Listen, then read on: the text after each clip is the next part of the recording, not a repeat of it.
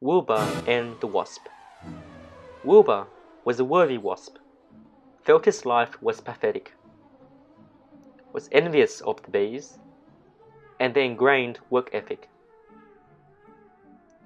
The bees were apollen bores, the poor wasp they disowned, always boasting about their honey, and on they drone.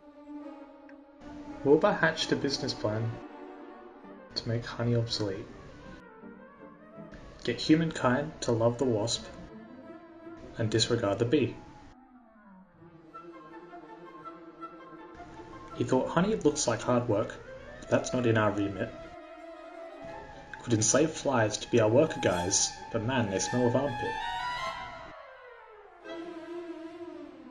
For motivation sure ain't the best in the wasp universe.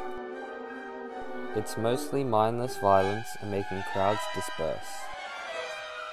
The vanity of women was Wilbur's holy grail. Bee-stung lips were all the rage, wasp ones couldn't fail.